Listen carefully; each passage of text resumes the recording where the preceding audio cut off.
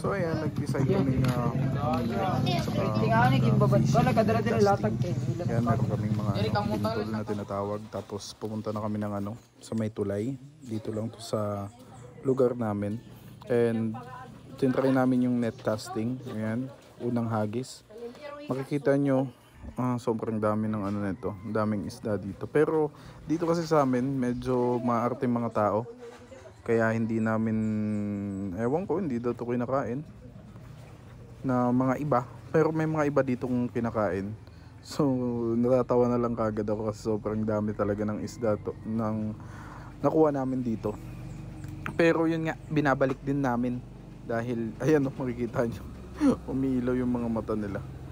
Kasi sobrang dami talaga niyang mga isdang yan. Ang tawag dyan sa amin, parangan eh. Hindi ko lang alam kung anong tawag sa iba. Hindi ko alam kung anong tawag sa Tagalog yan.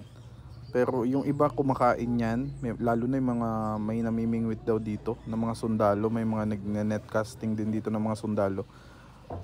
And kinakain daw nila yan. Pero yung mga taga dito sa amin, wala, hindi kinakain yan.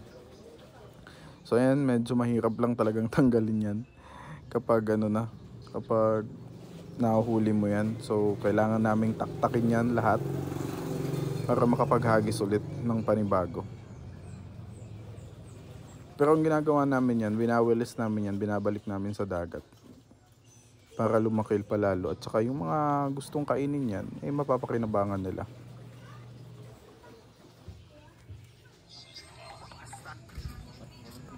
Tapos umuwi na kami kasi tinamad na kami. And ito pala, may chicks kaming kasama. Tapos yun, nag-decide kami na lang kami, budol fight. So nagluto kami ng ng beef loaf at saka corned beef. Ayan, niluluto ni King yung corned beef. So madami kami, siguro mga nasa 10 mahigit kaming kakain yan. So kailangan namin ng madaming ulam. So 4 na corned beef ang kinuha namin. So luto na yung pagkain namin. Kailangan namin ayusin para sa presentation. Siyempre may presentation. Kita nyo yung beef loaf. Ayan, tagi-isa kaming beef loaf. May mga nahulog na yan. Hindi naman nila malalaman, diba?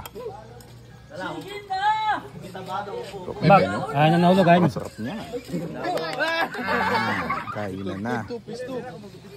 So, first bite. Ay, madami na palang first bite. Ayan. So, sugod na. Ayan, si enjoy na enjoy. Akala mo hindi nagkapunan. Mas Maria Santissima. Talagang gaganahan ka talaga pag ito mga kasama kong kumain. Lalakas kumain na ito. Ayan, si Darwin, si Ali, si Erwin, si Leo, si Ronald, at saka sino pa to? Si Luigi, si Pajik, si Rimac, si JR, yan, si Oko, nasa likod. So yan, kami. Yan yung mga sumama para ubusin tong pagkain natin. Susunod mas magaganda pa yung mga bubble fight na gagawin natin. Lalo na pag wala tayong magawa. Yan yung lagi natin gagawin. Bubble fight tayo. So nagtawanan na sila dahil may mga pinapakitang picture, mga ulam daw ng mga tropa. Kaya tawanan siya. Ilinalaka mo. So yan, ilang sandali pa hindi makapag-focus sa pagkain kasi naglalaro. Pagkain namin to si Ali, adik na adik sa ML. Kahit nakain, magsinikan. Attack. Si JR pa, yan yung mga ulam nila. Balanggoy. Nagawa nilang ulam.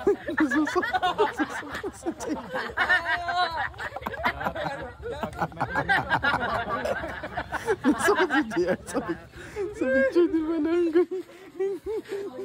Ginagoto mi Jorim. Sa ikin nga lang, problema kain lang.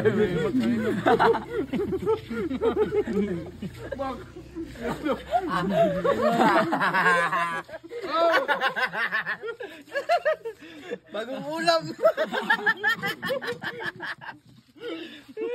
Yan. Pag tinawa lang, ito ako may ice cream. Karado ka lang. Tungguman. Kayo? Ayaw na lang kamo. Oh, hinaka mo na na. No. Dahil tubig ha. Bo. An na orhi. Kuang kam kano, bilin na mo. Pupusilong kat mong kamot. Kabandiris yung mau. Bata naman isa. Wow.